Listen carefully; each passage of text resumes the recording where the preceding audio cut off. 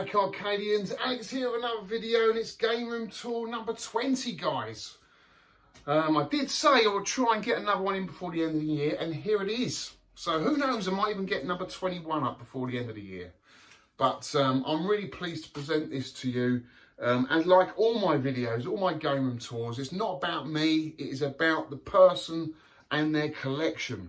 And this person's quite special. He hasn't got a huge collection, but he is the world record holder at Ballymidway's classic arcade game, Gorf, which I actually have sitting there over in that corner.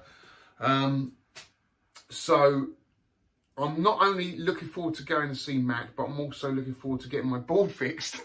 He's going to fix my board because my Gorf's not working. And not only that as well, I'm looking forward to getting some really cool tips off him because my Gorf scores are not very good at the moment. I'm averaging around 20,000 and I hope to increase that now once I get the game fixed, obviously. But absolutely love the game. It was one of those games that was kind of like new in the arcade. It was quite special because it had that synthesized speech. And as kids, we thought it was unbelievable. You know, it was so amazing. So fond memories for me, Gorf, and that's why it's in my collection. So I'm really looking forward to going to see Matt. He sounds like a lovely guy. I've never met him before, but he has been around on UK VAC for many a year. And I'm hoping he's going to share with us some stories, UK VAC stories. And not only that, he's also a magician. So maybe he's got a few tricks up his sleeve. So without further ado, guys, let's get on the road and go and see Matt Garret, the world record holder.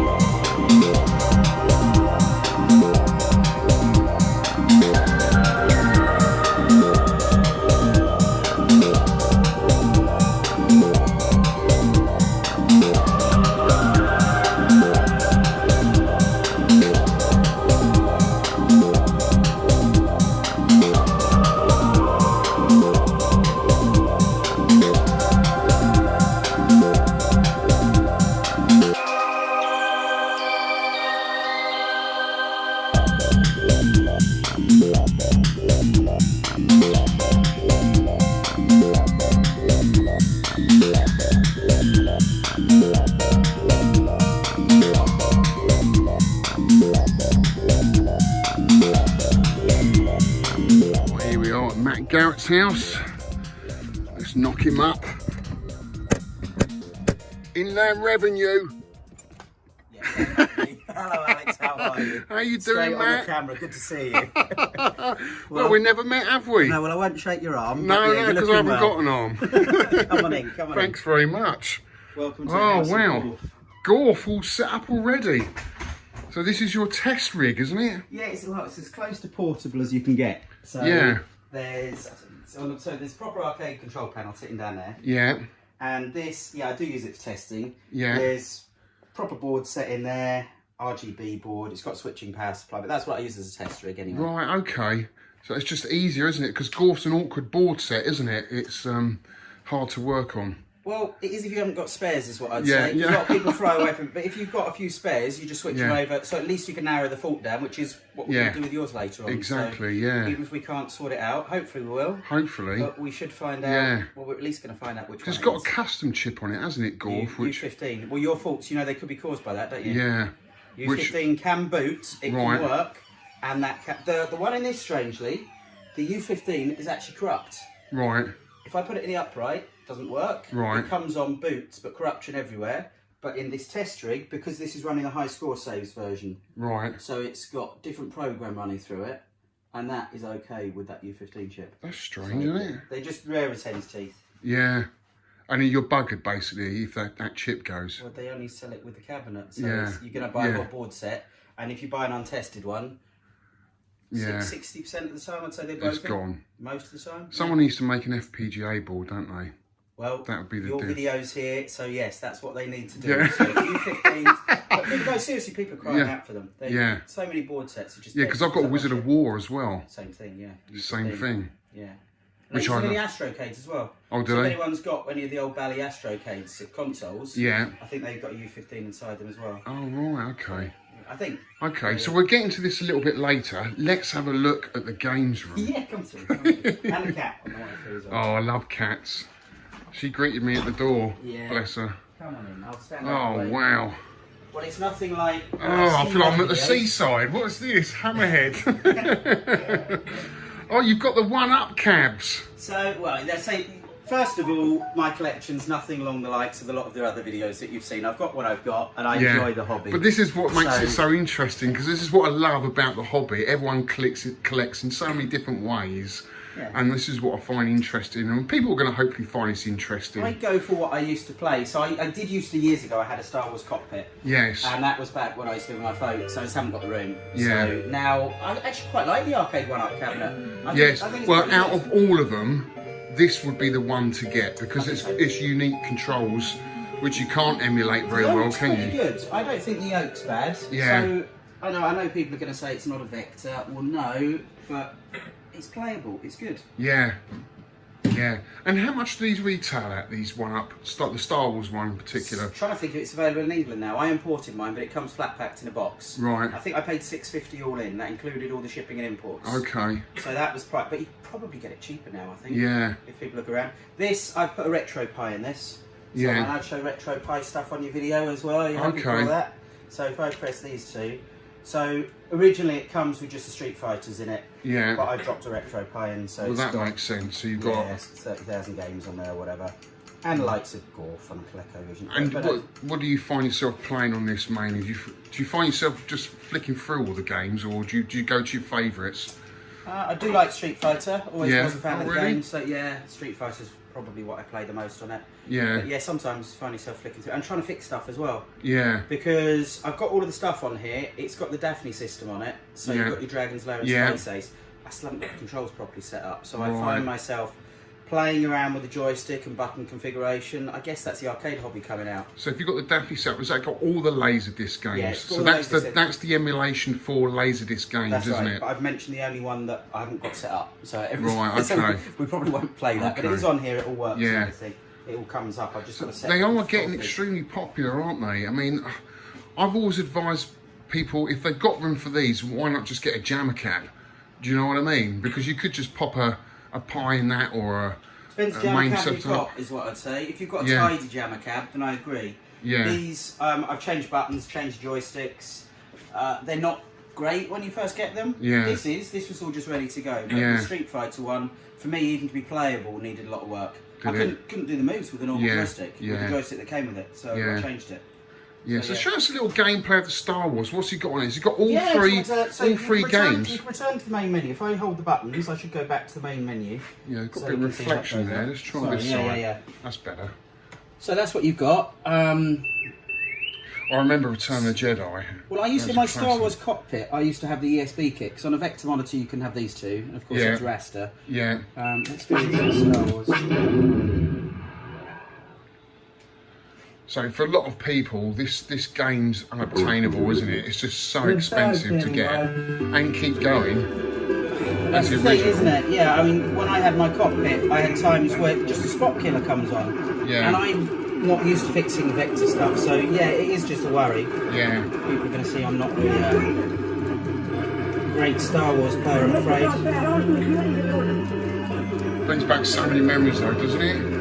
I love it. It's running, as you can see, it's running nicely though. Yeah. I remember we had Aid came over my old place and sat playing, the cockpit for a long while. He just sits, one of those people who sits playing forever on it. Does he? Just loops it round and round. Well, the only game I'm good at is Gorf, so that's the one I play. I feel like this on the Sinclair Spectrum as well. It runs pretty well. Some sort of version of it.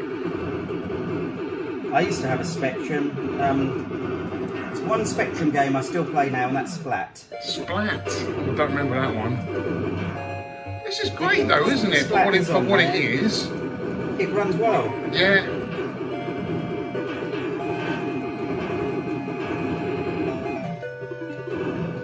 And the cabinet's got like a footstool, isn't it, at the bottom to make it a little bit higher? They call them risers. Risers. So I got mine came with a riser. Yeah. You're best off getting your cabinet with it because you can always take it off if you don't want it. But it comes really short without that. Yeah, I would imagine it is.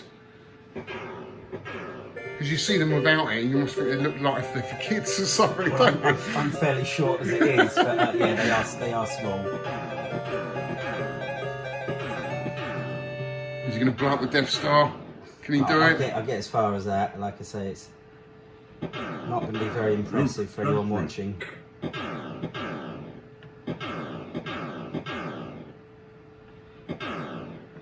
And this gets harder on each loop, right? Oh yeah. He's done it. Fantastic. That is cool. That is cool, yeah. This one has got volume up and down as well. Yeah. Because when you get this one, it's listed as up and down. I think it's just got 3 settings: a loud and a quiet. Right, that's a bit annoying. Yeah, loud, quiet, and off. I think that was it. You could probably change that though, couldn't you? Well, put a little pot in there or something. I've got it set just as an on-off on my. Have you? Yeah, because when I put it through the Retro Pi, you have to put a Retro Pi inside it, a little converter on the back of the monitor as well. Yeah. There's all YouTube videos showing you exactly how to do it. Right. And also the sound wasn't stereo properly on the camera, so it messed something up. Yeah, and you've got like a, what is that little quiz game in the corner there? Yeah. So these are the Games Warehouse, the Paragon things. You saw these a lot in pubs, didn't you? Is this quite old or? Yeah, they come originally with a dongle on them. Yeah.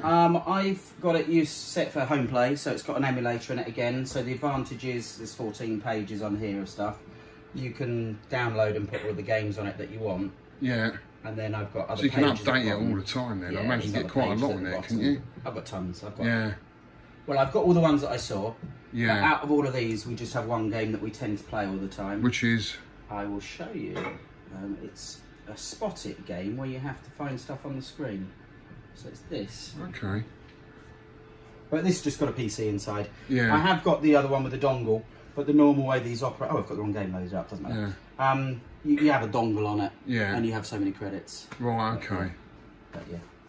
I'll put the other game on. That's cool. So you come down here, have a few beers and... Try your IQ out. So on the... Oh, so what's this? It looks like a little jammer cab. Was this another one-up cab? I bought this, I buy a lot of them broken. I paid 95 quid for this. Yeah. It was broken, just with a monitor in it. And I just dropped Pandora's box inside it. So right. It didn't take any time or effort to get working. I've got kids, and as you see height-wise, it's alright if you're sitting down anyway. It's ideal for kids, but it's good for kids. Yeah. So how many kids you got, mate? 2. 2, and they like coming in here? I've got 2 6-year-olds. I have got older ones as well. Yeah. But they're away at university. Right, so with us here in this house, we've got the twins. Yeah. And then we've got 2 older ones. And what do they think of all of this? Do they love it in here? Yeah, the younger ones do. The older ones aren't interested. No. They just want Xboxes and PlayStations. Yeah, same as mine. Yeah. Actually, no, my son now is 20. He came over last week and actually wanted to play some retro stuff, and I actually did teach him about, you know, shoot 'em ups and, you know, the early stuff, and he found it really hard actually. But enjoyed it at the same old time. games are harder. I love the likes of R-Type, and they start difficult. You know, you're 30 seconds in, that's what I try and explain to them. Yeah. That's the fun of it for me. Yeah. I put a coin in, 30 seconds in, I'm playing a decent game and it's hard. Yeah. Whereas if I play a game now, I don't like the recent games. Yeah. It starts off with the tutorial, then when you begin, it's ages before anything happens, you die, and it just seems... I like to just get straight into it. Well, they're more sort of story-based now, aren't they? And more movie sort of walkthroughs, if you like.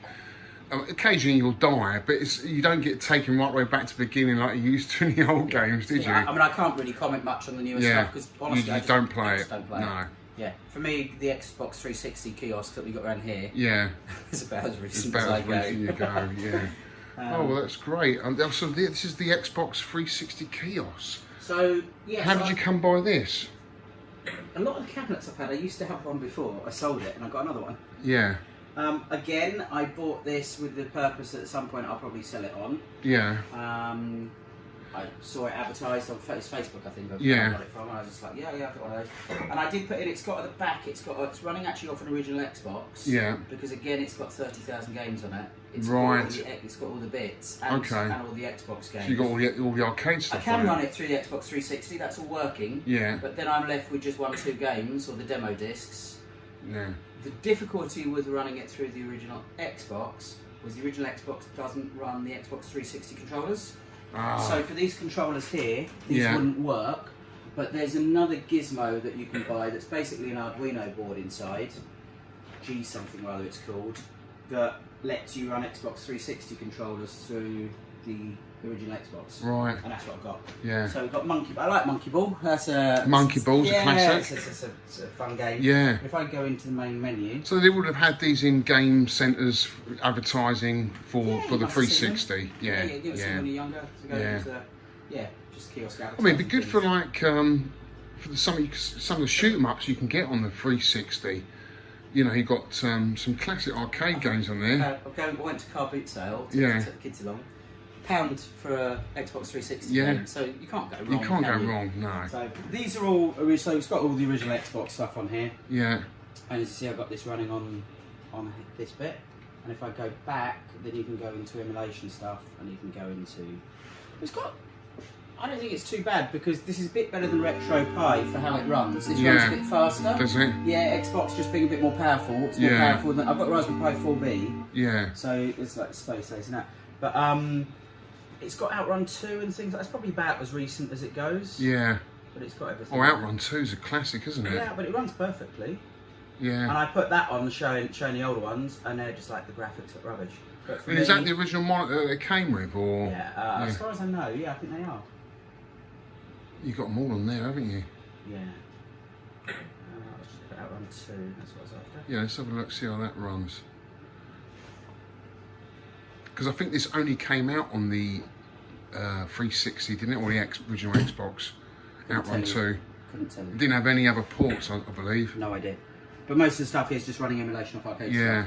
Let me just get the remote so I can turn the volume up.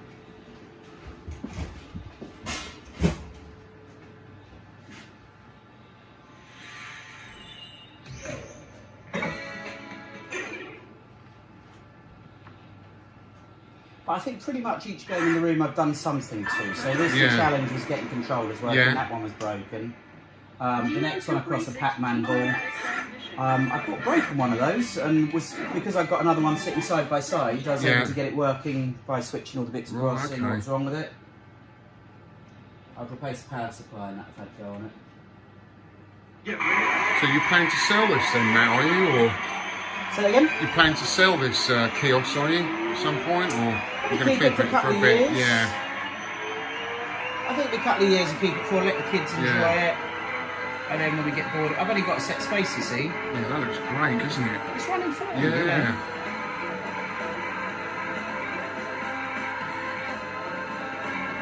This was a huge cabinet, wasn't it? In the arcade, big sit-down cabinet. Depends what, most of them were, but it depends what version you get because they released. Same with all the Outrun series. You've got your moving cockpits. I think you've got standard cockpits as well. Don't quote me on it. And you've got machines that link up. I think it's different types. Just something fun about Outrun, isn't it? It's got that whole look. Yeah. Again, I'm no good, so I should be doing power slides and all sorts. Well, you haven't seen me at driving games. I know my viewers haven't. I'm not even going to attempt to have a go. I used to be able to the original Outrun. I used to be able to complete. I think if you go left, it's easier than going right. Yeah.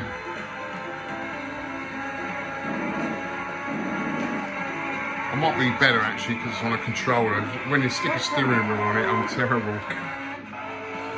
That's enough. But it's fantastic, mate. That is cool.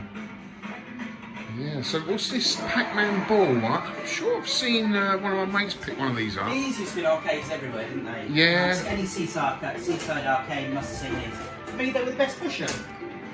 They were. I haven't seen any pushers that I prefer. They're always fixed though, aren't they? That's what I was always told. Very low payout, this. Yeah. Someone always used to nail the pound notes to the when you get game. Payouts, it drops in from the top, so you can win like 100 coins or drop in at the top. Yeah. But it doesn't mean you get 100 coins right, out. Okay. So we'll drop a 50. I've seen people say, oh, they've had accepting coins. In actual fact, what you'll see as it goes through, you just buy them up and they go in. Yeah. You get different thickness and 10p's, but so long as they're set up alright, they're pretty reliable. Is it weird though, just winning your own money? It's strangely therapeutic. So yeah, there's no sense to it. Yeah, absolutely. It's just recycled through. You could use it as a... I think it would be pretty boring to use it as a saving spot for how to play it. Yeah. But everyone that comes around drops a coin into it. Really? Yeah. You can't always have them here. We probably lose a few along the way, but you can't help but just stick some more in. So it just recycles it basically. You don't stick any more in it. That's what I feel. It takes about 300 quid to float them. Does it? A lot of coins. Yeah. To get them going. Yeah. God, you have to watch the young visitors coming around here. People say, they're great, they're a nightmare, like the screen's cost, but you can use any old screen in it and put a converter on there to run it. It's just got a jammer board on the bottom, so it works. Yeah. So, yeah. I can't say it's something I would have in my arcade, but you know, each their own. I just never got the whole fruit machine thing because I have it's had like fruit machines. I mean, see, straight this. Yeah. I had to buy this again. Yeah. When I was a kid, before I had any machines, this Yeah. was the first thing I ever had. Was it? And Dad bought one of these back, and that was the first thing. So that one broke, but years later, Yeah. I saw one come up from sale in America. Yeah. And although, I mean, these are like a tenner, aren't they? They're nothing. Yeah. But I think I paid You had to have one. I paid about 100 quid because I Did had to you? import it. But they're worth nothing. I know they're worth nothing. It was just, I wanted... You had to have that sound. Sure, you'll see them come up and other people go, come on, they're a tenner. And I know they are, but I just wanted that. Yeah, that particular one. it is funny because people don't know much about arcades. Think I collect fruit machines and say, "Oh, well, we stick all those fruit machines." I say, "No, they're video games. They're completely this different." Is people that aren't in the hobby. Yeah, do you know what I mean? Just generic, like me. Yeah. Space Invaders. It's not Space Invaders. What is it? Yeah. But yeah, no, I mean, it's cool, man. I mean, a lot of people did play them back in the day, didn't they? Still do. As you've probably seen from the room, I go for variety. Yeah. So you've got your quiz So you're games trying to and create this arcade that you remember? Variety, Yeah. I think with emulation now, you can play pretty much everything. you want. Yeah. I'm not saying it's perfect. Yeah. And it's not the same as the original cabs, but Yeah. at least it's available to play. Yeah. This was just purely bought to buy on and fix and sell. Was I it? bought this recently off eBay for 100 quid. Yeah. It was broken. I've got it working, but no sounds. Yeah, what's happened to this guy here? He's no longer got a hammerhead. There's another one. This guy's looking a He's bit more like a poorly as well. jellyfish, that one, isn't he? Yeah. But there's no... Because I can't get the sound working on it. I mean, I could easily get stickers and replace the sharks. Yeah. But I'll probably just sell it on as it is, to be honest, because I can't get the sound working on it. Right. And You could always change them around to, I don't know, put dolls in there or something. You can buy them. You can still get hold of those. Can you? About 20, 30 quid each. You can, really? You can get hold of the sharks. I looked into it. They're not too bad. Stickers, I'd have just done a repro one, print it out, put it on top. But some will have that in an arcade somewhere, wouldn't they? Just fun, but we can play it later. It does come on, it does work, but just with no sounds. So, If there's one fruit machine I would have, it would be the Only Fools and Horses one. Do you remember that? Yeah. I used to have Monopoly. I used to have a Monopoly club. I quite like that. Yeah. But yeah, it's not many fruits. So. No. I used to have fruits. I had a Roadhog. Did you? Years ago, I used to have one called Fistful of Money, which is Fistful of years ago. No, Fistful of Dollars, Fistful of Money. Yeah. But so long ago. But yeah, it's a photo of it in there. So, now this looks very cool. This table here. Yeah. So, I've seen a couple of these in someone else's videos, but only in America. I've never seen one of these in the UK. I love it. I was after, so I got room for a cocktail Let's have a look around this side a minute. And people would say I made the wrong choice because I was either going to get Night this. Moves. Yeah. So how old is this then, Matt? 1989, I think. 89. There is a repro fly. I couldn't get a real fly for it, but there's a repro fly hidden behind there. Let's have a look at this. Look. Night Moves. Yeah, that's a repro. That's not original. Right, it's really hard to find. If anyone's got an original fly for like Night Moves, please let me know. Right. Okay. Yeah, so is this something you remember back in the day, or? I got this from Coin Op King. You know the guy in Chesterfield. It was broken, but all the bits were there, and I got it working by buying a repro board. Right. It's brilliant. Is it? Go, Give it, yeah. show us how you play it. It looks really cool. Because you don't see many mini pinball machines like this, do you? No, so it's a room, isn't it? It's when I looked research the cocktail pins, this a lot of people said was the best one. Is it? Well, I don't know because I Yeah. haven't played many of the others. So I'm just going by what people said. There were a lot of different styles, but no one played them in the arcades. They didn't take money. They were known not to take money. This is one of the later ones produced. It's got good music. It's got a good sound, but it's very harsh. Let's go again.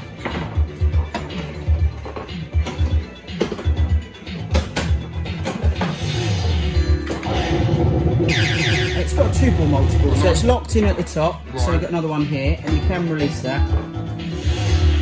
Nice bass, right? Yeah, straight in and dead straight away. And now I'll get a 2-ball multiple. And that's the top multiple on this, it only does a 2-ball. But it has got a lot of things you can do, like spelling out the letters, spelling notebooks in the middle. So it's... Pac-Man noise, that wasn't it? Sound like it, didn't it? And most of these I understand were sold for home use. So Right, okay. the thing with the arcade table ones is people had to move around all the time. It's always Right. like playing position. You do 2-player, people got to move I across. can't imagine move there's back many again. of these about, is Yeah, it it? just suffers from drinks going on them and all Yeah. that sort of thing. Yeah, it's cool, it's unusual, isn't it? Yeah. Right, Matt. Pac-Man. How long have you had this cab? Is this an original cabinet or? No, it's not an original one, but No. it's a lot better than the arcade one-up one. So it's one of these that I thought, it's the first time I thought, you know what, I will give a go at having a retro one. It's got a game elf inside it. Yeah. And yeah, it's quite tidy. It's got 2 Yeah. joysticks, and it's just a way of playing all of the vertical games. Yeah. So when you played the other emulators, that's one thing. I wanted a nice cab with a vertical screen on it. Right. Do you want me to start up? Shall Yeah, I go? yeah, definitely. Here we are, sitting playing Crazy Otto. Or Mr. Yeah. Pac-Man. Is that one of your favourites, Matt? Pac-Man or? I like Pac-Man. Yeah. Or do you prefer Miss Pac-Man? I think everyone likes playing Pac-Man. I never did back in the day, funny enough. No? I hated it. I've sort of grown to love it a bit more as I've got older. Because if you ever watched John Studley play, you know, it's absolutely fascinating seeing him go for a perfect Pac-Man. Yeah, it's waiting around here. Oh, well, that's the ordinary Pac-Man, isn't Yeah. it? Waiting around there. I haven't learned any, well, you can see, I haven't learned any of those patterns. I used to have a Pac-Man Cabaret. Did you? Yeah, that was the original one, and I used to have Pac-Man in the table, but that was a bootleg. That was years ago. But you've got a Pac-Man theme here, haven't you? You've got Pac-Man Ball, Baby Pac-Man. You must love the game. Do you know what? It started off. It wasn't an original theme or anything. No. Now, yeah, I see it. I mean, I've got Pac-Man board as well. But this, I used to own this. Yeah. I sold all my cabinets. Is what happened. I had space around my parents' house years ago. Right. Didn't have the space. Got married. Sold the lot. And then I even sold Gorf. Right. Can't believe what I did. Yeah. I used to have 3 Gorfs. So when did you start collecting then? Well, I had my first Gorf machine when I was 12, 13 year old. Right. So I had a fruit machine just before. I always wanted Gorf, is what I wanted. Yeah. I had a fruit machine probably about 12 years old. So what was that? Early 90s? I'm 45 now. Right. A little bit younger than me then. So. First Gorf I had, I paid £100 for it. Wow. Plus 32 delivery, and it came from AMK, not AMR in Bristol. Yeah. There used to be it's defunct now. AMK in Leeds is where I got my first Gorf from. Right. I remember a massive, great big van turning up down my street, this little village.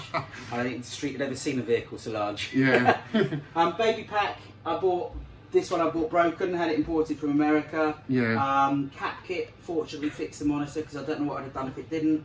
And I bought a video board and I was able to sell it again because my video board was alright. Yeah.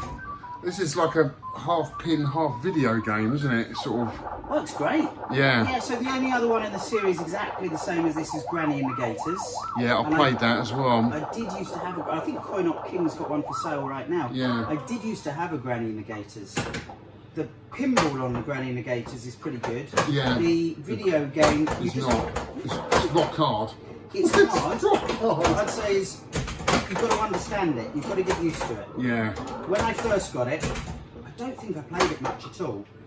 I didn't really like the video. Yeah. But after a couple of years, then I found myself playing it more. I got into it. So when does it swap up to the video part then? Oh, so you want to stay in the pinball until you've earned your power dots. So right. by hitting this ball bearing round at the top, what that's doing is giving me 2 power dots. Yeah. And the other 2 I can earn by spelling Pac-Man in the middle. You see the middle of the ball? Yeah, yeah. So if you spell the whole, so that one round now, you see the ball bearing knocked around. Can't actually hold the ball at the moment. But if I spell the word Pac-Man, then I'll earn the other power dots. Oh, okay. And if you're going to do well at the game, so I've got 2, I've got 4 now. If you're going to do well at the video game, you've got to do well in the pinball. Okay. I'm not too shady at this. I'm all right at this.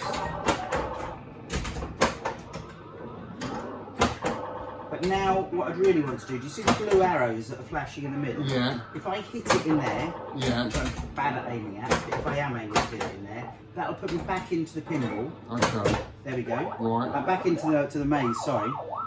And I can still go back down into the pinball. That tunnel's open. Okay. So the other tunnel's Yeah, closed. yeah. So I can't go in that one, but I can go in this one down to the bottom. You want to get as many points as you can. Well, yeah. I mean, if you do well in the pinball all the time, then you won't ever die. Right. And the other good things are, so if I spell the word tunnel in the pinball, I go super fast in the tunnel. And if you spell the word fruits on here, then you advance through cherries, strawberries, you just keep going through the fruits. So now, I'm going to go back into the pinball down here, before I get eaten up, hopefully, there we go. And now I can run my power dots Back again. in here, yeah. So there's quite a lot of variation in the game to keep it going, isn't there? It's a good game, you know, it's not... Yeah. I'm trying to hit that ball bearing round, which we're missing. There we go.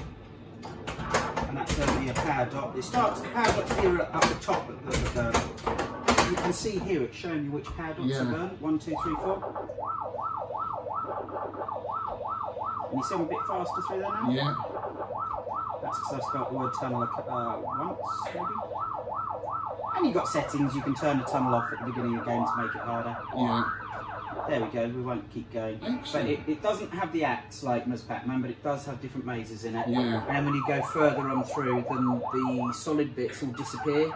So if you get really high up in a game, you're just left with the dots. So you've got to know the whole maze. Okay. And yeah, it's great You're sort fun. of fan of Pac-Man and pinballs is ideal, isn't it? It's brilliant. I love Yeah. it. I love it. I'd always have one of these. I Yeah. think these 2, if I had to sell everything and keep 2, I'd keep They'd be these the 2. last 2. Yeah, yeah, yeah. So why did you get rid of the last lot of arcades then? God knows why I got rid of Gorf. Yeah. I got married. It was family home time. Yeah. Yeah, yeah. So it was, space. Yeah. We had this, when we did move to this house, we had a dining table. This is our dining room we had in here. Yeah. So there was no logical thought. No. And we weren't really But she using didn't it. mind you bringing them back in then? We only used to use it at Christmas time. And I Yeah. said to the missus, I was like, well, if we're Yeah. not really using the room. Yeah. So I started off, as you do, sneak a couple in. And when you get going, I used to have, I think the most I ever had a full size of my parents was about 35. Wow, that's a lot. So some of the old time collectors will know me, but going back from, I forget what the Gorf meat was called, 1.952 or something or whatever it was, but the Gorfian meat. You used to have a Gorfian meat. Just what it was, it was a tag off meat. So the actual Right. meat for that day is his name Andy Jones, the guy in Milton Keynes. Oh, I don't know. So that was the real meat. Right. We went round there and the day was great, and it got to whatever time, 7 PM or whatever, everyone had finished up. Yeah. And I mentioned, because my house is about 20 minutes down the road, that I got a few cabs. Okay. People said, oh, would you have some of us back? So we did, and it's best thing I did. So we had, so everyone had all the collectors And round you had 3 Gorfs at that point, did you? For the meat, I think I did actually. Yeah. The upright cabaret cocktail. I didn't play the cocktail as much. Didn't I you? liked it. It's a nice looking cab. Yeah. Play it cross-handed because the buttons are on the other side. I don't remember them back in the day though. It must have been an American cab more. I think they were all just American. I don't know if it even would have ever made its way over. Even the little cabaret versions. Because in England we used to see all those Tato ones, but in American you're used to that style table. That's now commonplace here in the arcade collectors scene, but I think them as being the American style. Yes. Right, so moving on, we're going to leave Gorf till last because it's a massive. This is what I'm round here for. Is the Gorf talk. Revenge from Mars 3D. Now, I see one of these a couple of months ago. I went to pick up a pinball machine for Andy Hug, and the guy just had one of these. He said these are great little starter pinballs, and they're relatively cheap. Yes, compared to a lot of other pinballs. Amazing. They're quite small. Yep. And they're a lot of fun.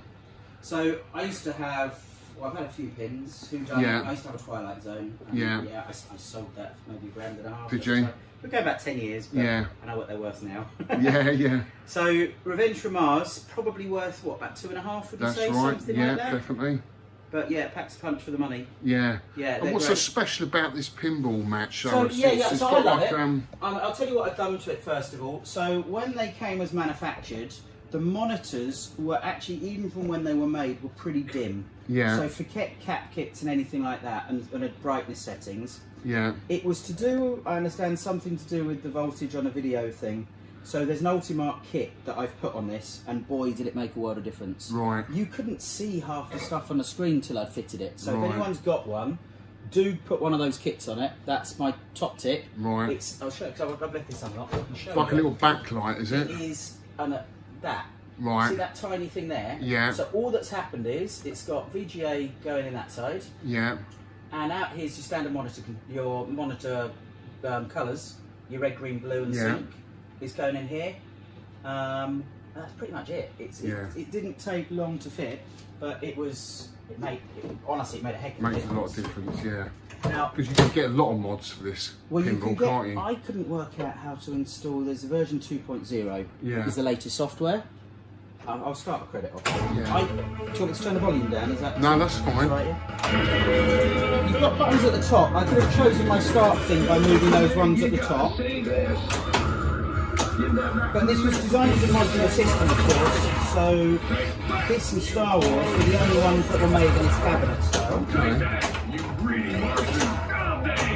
I was getting confused with this one and Mars Attacks. Yeah, that's a good machine as well. Yeah.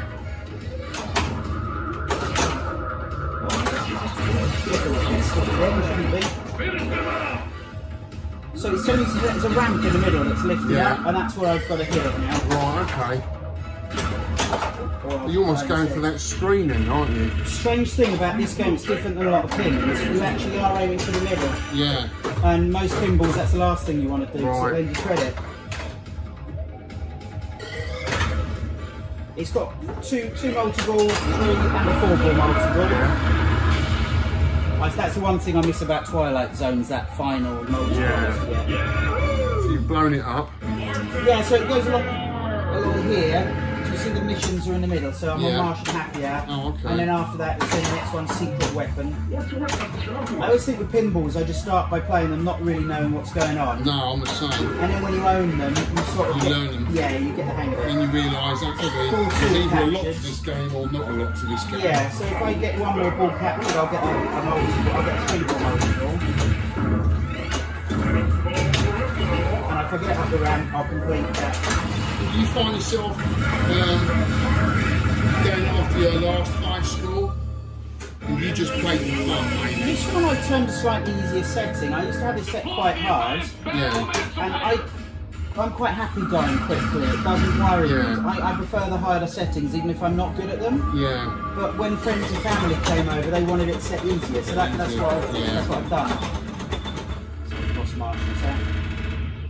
It'd be nice to get multiple. This level's supposed to be a mix-take of Killer Instinct. Oh, okay. So it's little fighting scene. It's got a fatality on it. It's based on Killer Instinct, is what that's supposed to be. That little fighting.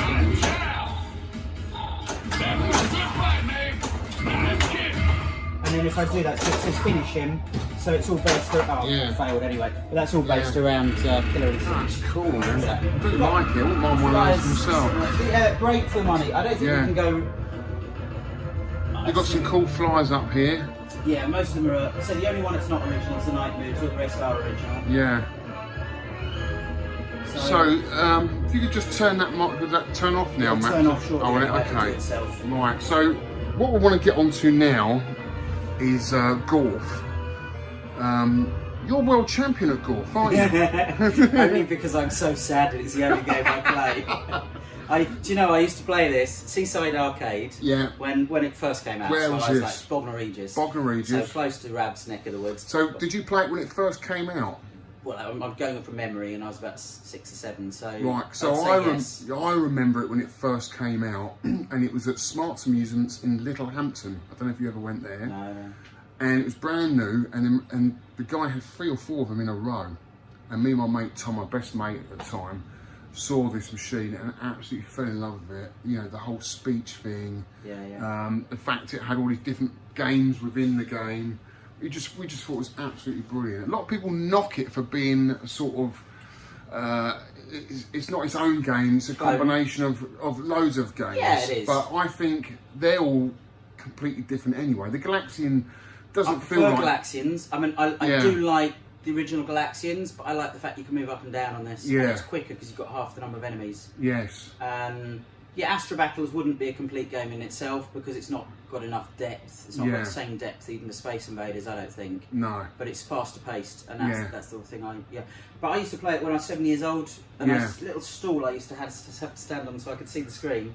Oh, really? And I started off rubbish for the first couple of years, but then I could get to Space Adventure, but I was so small I was standing on a stool. So you get the crowds of people watching. I love it. Yeah, so this is the 4th cabinet then you've owned, is it? Or 1, 2, 3, 4th Gorf cabinet. Yeah, because all the other. So I did sell my other upright. Yeah, I sold you all sold 3. your others. And apart, I've got the portable one, but no, I had this first. Yeah. And this. And it's in immaculate condition. I bought it looking very shady, and I've just spent a lot. So I've replaced virtually everything. Oh, have you? So is that a new control panel? New control panel, new joystick, new insert here. Yeah. Monitor had cap kit, new side art. Someone's done a mod. This is new. Yeah, that's nice. Midway, pyramids. Do they do repros of that, and do they? The Midway pyramids, stickers. Do they? This actually, if you notice, there's no bolts. You'd normally see 2 bolts. Oh, okay. I could put bolts through it, but I've chosen not to drill it. I've just stuck it on. Well, that's quite nice, isn't it? Yes, I've done loads to it. I mean, all the board set and some work inside the cabinet. But no, I've done a lot. A lot's been done. New T-trim. Someone's done a mod. I think it's an LED mod for the backlight for the trans glass. You can change the colour. Oh, okay. So it changes colour. For this lower bezel, yes. you're saying, or for here? Because a lot of people. My bulb's actually out at the moment, but this I used to have a UV bulb in here because that gives a nice purple glow. Nice. No, yeah, this guy's done a mod for that bulb in there, so it changes colour, which looks quite cool. For home use, I put the credit button on the player to start, so I can start crediting on here. Okay. It's easier for me than anything else. It's an iconic cabinet, doesn't it? It always reminded me of like a TIE fighter. You know, it's got like wings on the side. Based on the joystick. It is, yeah. Joystick is actually based off.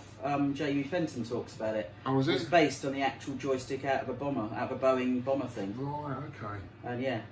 So there was an interview with Jason Fenton recently, wasn't there? Yeah. I listened to that. Yeah.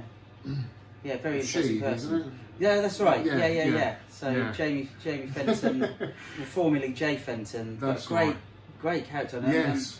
And, way ahead of the time. It's just a shame that the sequel to Gorf, Musgorf, never saw the light of day. Yeah. Yeah, well, Phil Eaton reckons, because it's all done in 4th and it's done in terse actually, is the language, and he reckons it'd be a nightmare to compile it. But really? Hopefully. What was he going to bring that out on then? Would that come out in the arcades then? So the idea was, this is before the arcade crash, you see. Right. So if you put yourself just before the arcade crash, work started on it, and then it got shelved and never Never happened. bothered. And is he thought of finishing it? And there's this icebox thing that all this terse system was put on, and people are working on the icebox to try and get that done.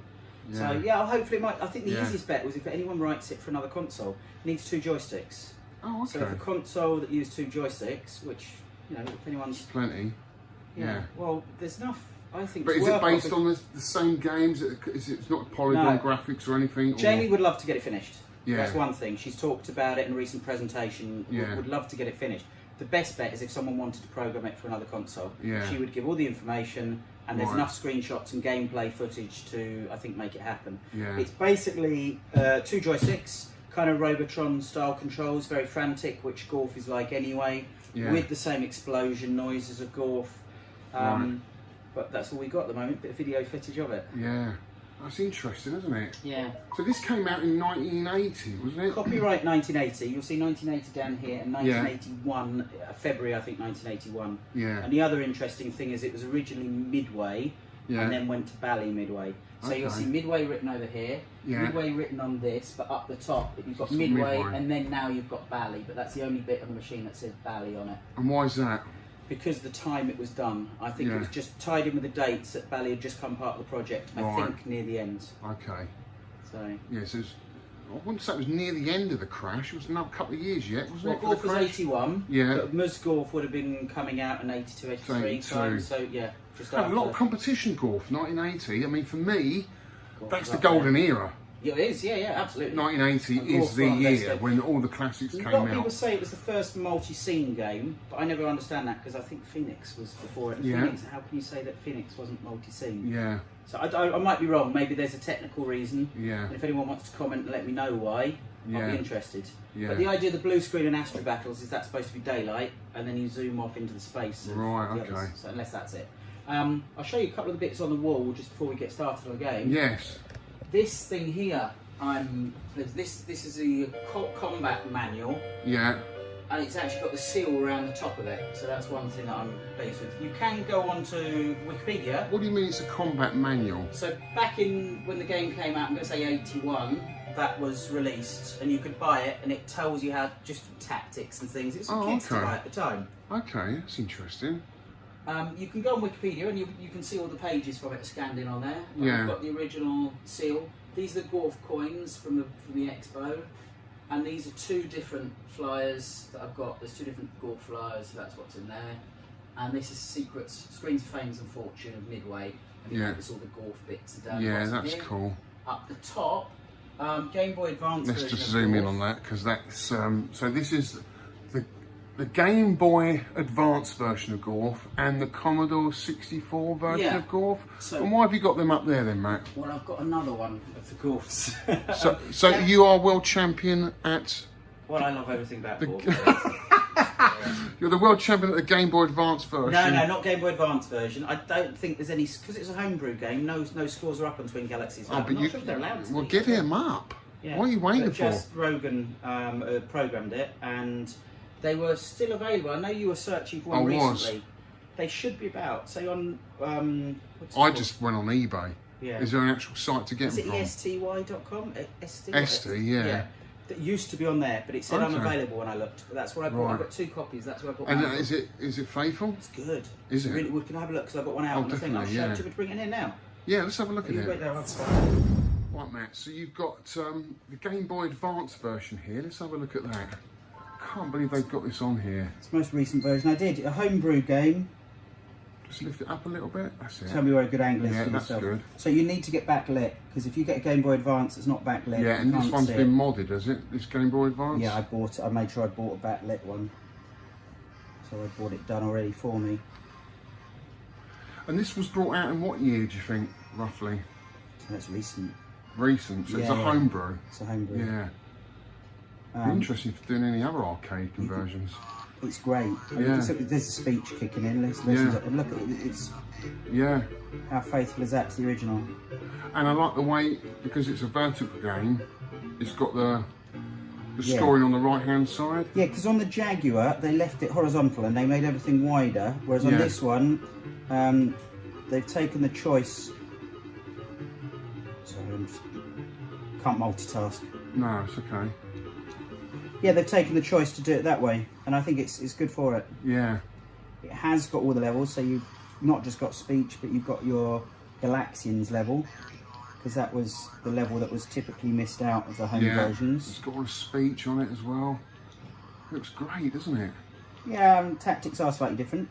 I did get to a point where I was pretty good at it once, so not anymore. Yeah. Tactics, you can see it's different than the arcade version. Yeah. The formations where they're moving is all different. But how nice is that? Doesn't it look faithful? Yeah. No, it looks awesome. I definitely want one. Yeah, you must definitely get one. Did it come in a box or was it just a cart only? Cartridge came... No, not in a box, because I kept it. So just a you know, the plastic. Just a cart. Yeah. Yeah, the cart and the plastic holder. The next level, the spacewalk, is the level I'm not as keen on. It hasn't kept the same pace. Right. So they've gone for that strange. Yeah. Strobing effect. Yeah, something to do with yeah, the it's hardware. A lot faster, isn't it? Not Or able. something's And different. it doesn't fire where you were last, is what the arcade does. So I've got to get used to this pattern. It's completely different, the arcade.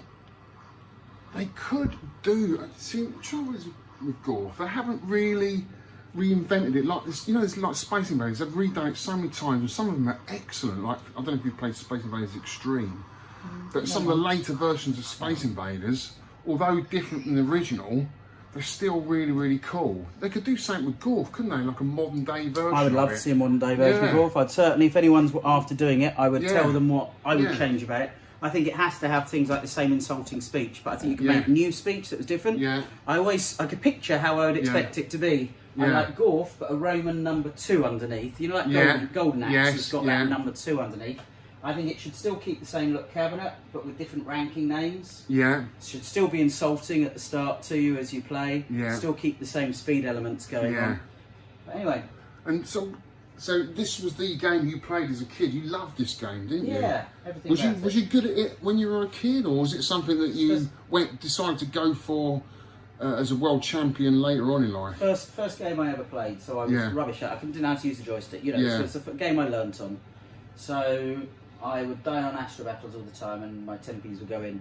But a couple of years on, I was Space Avenger, and was, you know, we only used to go there in summer holiday, in a summer holiday seaside time. You know, with my grandparents. Yeah. That's when I used to play it. Yeah. And so when did I'm just on to ask you about your world champion? So when did you get your world record? That was recent. So I forget his name now. Greg. Someone I suddenly came across. I'd never looked at what the top score was. It was never something I was even really aware of. Twin Galaxies. Yeah. Even when I was doing the arcade collectors, I never paid attention to the scores. Yeah. So I looked at it, saw a score, and I thought, well, I think I could do that. You could do that, yeah. So I hadn't done it before. So his score, whatever it was. Whose was this? Oh, I've got to think of his name now. American. Yeah, he's American. Yeah. People still find out it's Greg, someone. Yeah. Was it an old score that you beat from the 80s? It had been up for like 10 years or something, okay. I think. It's like on the easy set, and it was ROMs, and it was about 6 hours and a half, and I thought, well, I just don't normally... You know, when you get to a point where on that particular ROM set, you don't die on it, so it's kind of like an endurance race. Yes, can I go through longer? Yeah. And I think I got most of the way through on one life. It was sort of like, you know, it was that it's easy. a long time, and it's, you know, it's, you just wanted to drink and go to the toilet in the end. I enjoyed the challenge of trying to get past the score, but then put the score up for the hard ROM set, which is a lot harder, so it doesn't last. Credit for me lasts about 40 minutes. Yeah. So it's no longer 6 hours. So I can regularly have a proper go on it, and I enjoy it. As you know, so because it's got. And you're world champion on that set as well, the hard set. Yeah, and there's there's a medium set, which is the high score save set, because the guy they stripped it back to source code, and his version is not intentionally, I think, but it's somewhere in the middle. Right. It hasn't got the free falling Galaxians. Right. Okay. So it's kind of like the hard set, but without the free falling Galaxians. And how long have you been world record holder? About a year and a half, I don't know. Oh, not long then. Yeah, it's on Wikipedia and on Twin Galaxies. And my videos. If anyone wants to see the whole 6-hour videos, they're all there. Did you smash the other record by a lot, or? Fair amount. I could. Was it? If you put another one up, I'd certainly. You would give it a go. I'd be able to you could get more then. It's just time. Just how long do you want to spend? You might have an annoying day. It's your only go. Yeah. But you might have an annoying day when you play it and you didn't do it, and you just 6 hours. And it's a whole day gone, isn't it? Right. Yeah. Well, show us how to play it then. Yeah. Let's get started. So the only thing said, the cabinet's great, all works properly. I moved it around earlier, and my daughter board in the monitor gave it tiny shakes. If it shakes, there's nothing wrong with it, and I can plug it back in if we have to, but I think it's alright. Okay. It's got a Wells Gardner K4600 monitor. Yeah. And on it, it's got like 2 daughter boards sitting in the chassis. Yeah. And as I move the cabinet around, they can stop like this. So this is our daylight. See, the main mistake people make with Gorf, I'll explain a couple of bits as I go through, is people fire too quickly and your shot disappears. Yes. You have to let it go, don't you? You only get one shot on the screen at any given time, is that right? But the control method's good because you can kill lots of stuff if you hit it, or you can cancel shots as you've missed. So I like the control method. Yeah. And you can't move into your score. So if I moved into that explosion, you die. Does that make sense? Yes. The collision clear up.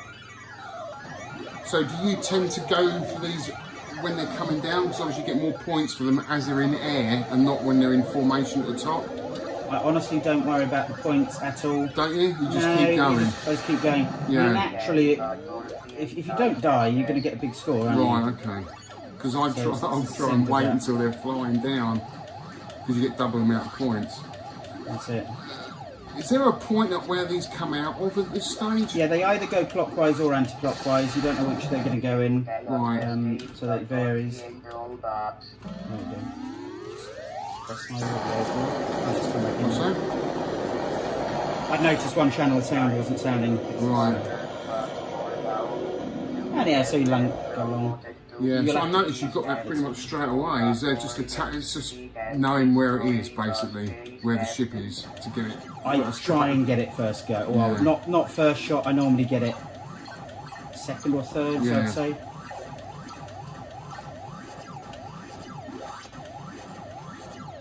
You'll have to let me know how. Say a full go on this would take me about 40 minutes. Okay, so let me have a go then. You see where I'm going. You tell me where I'm going wrong.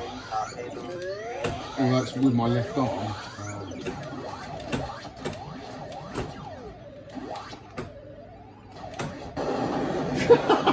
You're doing one until then? Until then, yeah. Let me just get into position. Proper position.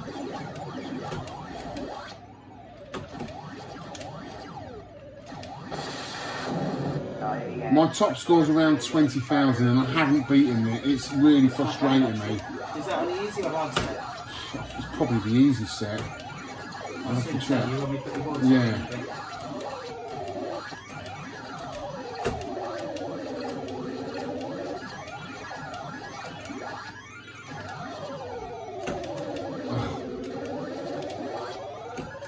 Oh, see, they came across me.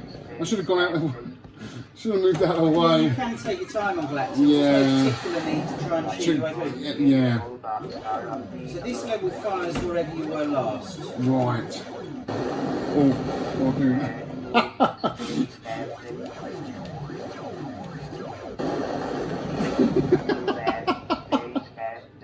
That's how bad I am. Now, you know I am with my left arm. You know you can skip through levels if you ever want to, don't you? If anyone's got a Gorf and doesn't know this, I'll show you quickly.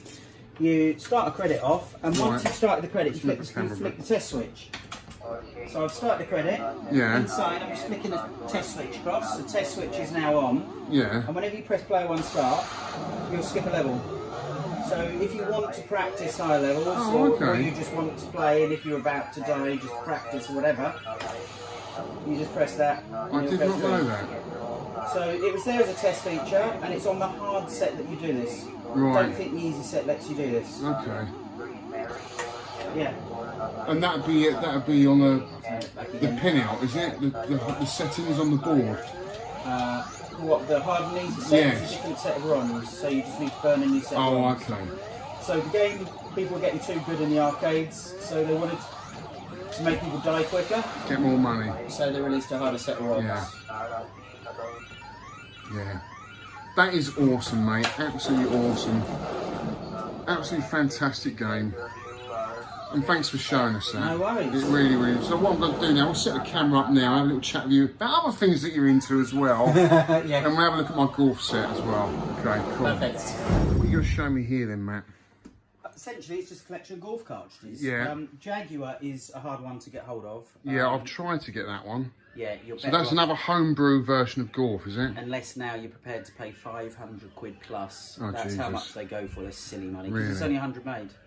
Right. It got removed for copyright reasons. But there are people that will do copy versions, so you can get to play it. Get But them. if you're going to get it on the Jaguar, it's a bit of a pain.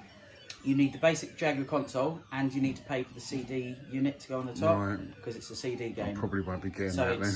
it's a pretty expensive way. Yeah. Yeah, you've got to be 500 quid for the console and the CD bit combined. that sort of money. So it's quite a lot, but it's a pretty good game.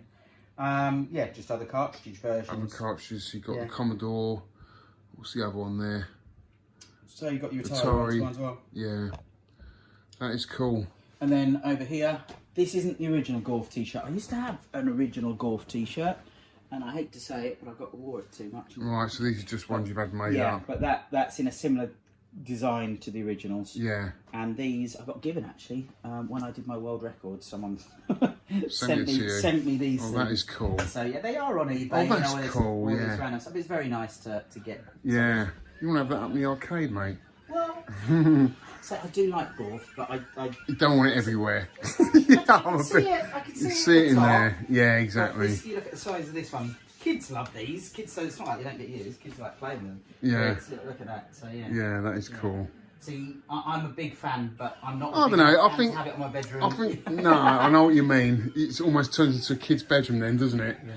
But you are the world champion of Gorf, so I think people would forgive you for putting it up on the wall. Now this, I had this set up here. I can't do it now, but I did have this all on my projector. So I've got a projector screen at the back, but the annoying thing is you actually have to physically turn the projector 90 degrees. Right. Because it's a vertical game. But what this is so an original control panel with all the original bits on it. Yeah. And in here, it just plugs into this unit. And on here, I've done it so it has got VGA and HDMI. Right. Which is, of course, not how Gorf originally ran. So if I start it off, it's plays lovely. Yeah. Can't see because the windows reflecting on it, but yeah. High score version. But on here, so I've got little holes in here. I'll leave the game. These are speakers, so to make the speaker sound come through properly. Yeah. And then this is so the board gets air above that new 15. Oh, okay. Bit of ventilation. Yeah. I've deliberately left this off at the moment so we can test, so I can show you. Which is the custom chip then? Show me. Yeah, it's this one with the heatsink. Oh, okay. This one here. So people, if you've got a Gorf, always put the CPU. It doesn't matter what order the boards go in. Yeah. And the RAMs are smaller. So put the CPU. But the this board wants to be on the end. Right. Very end like this, because when they originally came stacked, the game boards would be on the very end. Okay. But you want a CPU board on the very end. So it's getting cooled down quicker. And this is the high score saves thing. Right. It's a little daughter board that plugs in. Okay. And you notice you can connect it to the internet so you can register your high scores. Oh, I haven't got either of them. So that's what that is. Yeah. No, that's sweet. And in here, I've got all the normal stuff. So the RGB board's down here. The audio board is mounted in here. This just lifts out. This is the Gorf rack. I've got switching power supply. And this is the rankings board that's mounted over the top. Right, got everything in there. It's a Gorf in a box. It's proper. It's all the original. Yeah. Okay. Sweet. What's this you're about to show me then, Matt? So this is a book of memories, really. I open up a Quasar Centre, and this is my hobby, really. So you'll see, I started off on that fruit machine we saw earlier. Yeah. Fruit Chaser is the first fruit machine I got. That's the Bognor Seaside Arcade, one of the ones I used to go into. That was the pier one. Nice. Opposite, there were arcades as well that had Gorf in. There used to be 3 arcades of Gorf in Bognor Regis. There's me with my original Gorf, and that is, although it looks the same as this one, that is a different machine. And there's a Leisure 2000 cabinet next to it. It's just a book of your memories that you've made. So this is back at my parents' house. You see there's the Pac-Man in that little table there. Yeah. This was, I think it's called A Fistful of Money. That's one I talked about earlier on. Yeah. Big Banker, Entertainer. They were pretty rubbish, if I'm honest. I wouldn't recommend getting those. Baby Pack's great. Twilight. This was your arcade then? Yeah, Twilight Zone. Turtles. No one cared about Turtles 4-player then. It was worth a couple of £100. They do now. The younger players. Yeah, £1,500 now, but it wasn't at the time. It was like 300 or if that. Roadhog. That's a Leisure 2000 sit-down cabinet. I had a Monopoly SWP. So yeah, you can see the cockpit Star Wars. And the same, I used to have the same things on the wall. Yeah. And I've got the t-shirt offer inside there as well. And that's the thing, there's a little Gorf t-shirt offer. Coffee machine, just random rubbish really that you see. It's a raw iron machine, as heavy as anything, but bought the cup. But that Bognor Arcade had a coffee machine that was similar to that. So for me, so this is the UK VAC meet. So you'll recognise this Rav sitting there. As Aid. Aid, yeah. Yeah, Phileton. What cabs you got in there in that picture? So yeah, UK VAC 1.95 it was. There you go, you asked what year? 3rd of June 2001. Wow. Wow. So there's the cockpit next to it. Yeah. Nice have a paper boy. I didn't have side art. But Well, it they was, go for a fortune. oh though, God, don't they do. And again, it wasn't worth. No one cared about it. No. But I remember one of the UK VAT members came over because I didn't know about the cheat on Paperboy. You know, on the training course, you can go off the side and you get like a billion points or something stupid. So all my scores got messed up with that on that one. But yeah, so you see some of that. So then I was on TV Programme Collector's Lot. Oh, it's got horrible footage it is. It's really awkward type thing. But anyway. Yeah. But this is it. It was a nice experience anyway. Yeah, you might find it if you search for it. But there's me So about 20 years ago with yeah. the collection and a Killer Instinct. And I used to use that just as a jammer cab. I used to have a Neo Geo 6 slot sitting inside that thing. And there's Dom. And this is when I was getting into this Quasar hobby. So I bought there, that's Rav there, guys, from my last game room tour. Yeah, he's got a few more cabinets than I ever had. Yeah. And did then. So then with this Quasar stuff, it was always a hobby playing a laser tag game. Yeah. And in Bedford, the Zap Zone, this is the state of the building, closed down, and we were able to play for it in a while. So I bought all the equipment, broken, repaired it all up, and I learned how to do this. And these are photos going back from that time then. Set up an arena. This is where we took over, and I learned this is board I can fix. That's one board I know inside out. I've repaired that for God knows how long. And arcade cabinet wise, so we did have a few. I imported a Space Harrier from America and I put it on site. It's a bit of a silly thing to do, but I did. Killer Instinct made its way. Space Sega Rally. We had a sit down one. Yeah, that was a sit down one. That was cool. Dancing So Stage. it was popular for a while then. Do you know, yeah. Oh yeah, no, Quasar did great. We had it for 6 years until the lease ran out on the place, and now the time's gone. You know, it's very much fixed. These are sort of people that used to go down there, but I'll try and skip through to some more arcade type photos. Yeah, it's good fun. Yeah. So we had, ice cream machines and stuff. But let's try to see what other There's cabinets we similar had. now, don't Point they? Blanks, yeah, Point Blank and Time Crisis next to it there. Yeah. The dancing stage we put in Step Mania, so you could play different songs. We used to have all the dance people came over, slush machines. But it was awesome. it was an extension of my hobby. So there's the dance machines. So flip through to the end. And then we closed it down. We had a 6-year lease. At the end of 6 years, we dismantled it all. Our lease, we had to put it back to a white building. Right. And then I went into the Sold inflatables stuff for a while. So I made this again made up. So it's a scoreboard, and I had an inflatable Quasar with inflatable bouncy castle and popcorn and stuff. And that's all of that bit. I only did that for a couple of years, and then took on one in Corby over here. So we took on, so moved over here, and there was one that was gone bust, and we had a relaxed contract, so took that one on. And we ran that for 18 months. Oh, this is my garage here. So as you can see, I used to have machines in the garage. Yeah. And then my loft was packed out with Quasar stuff. There's a Point Blank in there. Because the Point Blanks aren't bad at flacking flat as well. Oh, we had the Simpsons wasn't ours actually. They belonged to DX, Mike DX. They were his.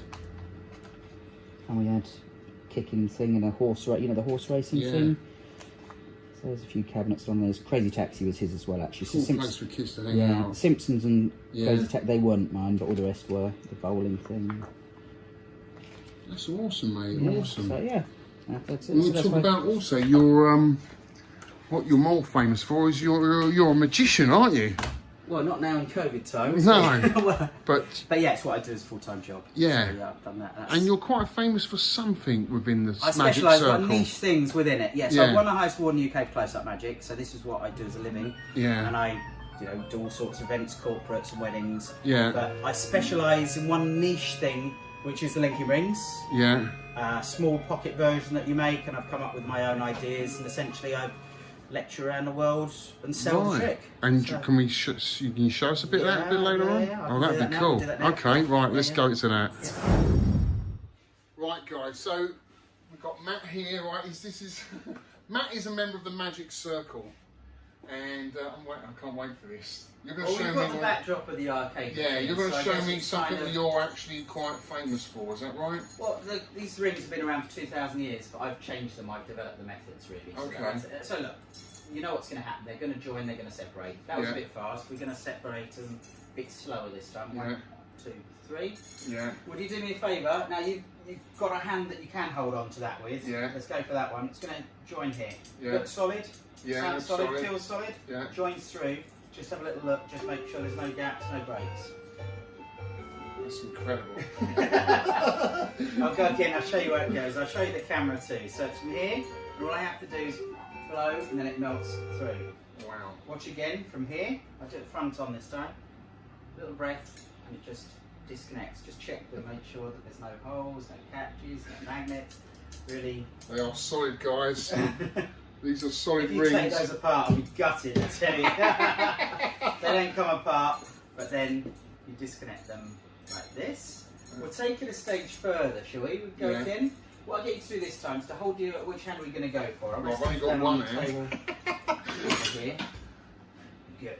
It's not your wedding ring, is it? It's not. It's a ring I wear, but it's not my wedding ring. Wow. Just feel it. Just make sure there's no gaps, no breaks. I'll give it 3 taps again. 1, 2, third time. Just jump from one to the other. Just hold it. Just check. Just make sure it doesn't come off. Pretty cool. Right, last little bit.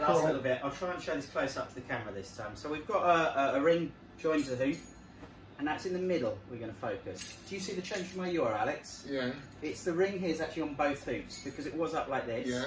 Now it moves down, and that moves from one hoop straight away to the other one. Just one last time, just check it, just make sure there's no gaps, no breaks. I just can't see anything happening. Well, you're not supposed to. Because I used to do a bit of magic as a kid, and in fact they used to call me Magic Alex as a kid, and I had this really cool little trick where it was a rectangular box with a base, and it had a ring inside another little box, and the sword would come down. Maybe a 10-year item. Yeah, and it would go through the box and through the ring.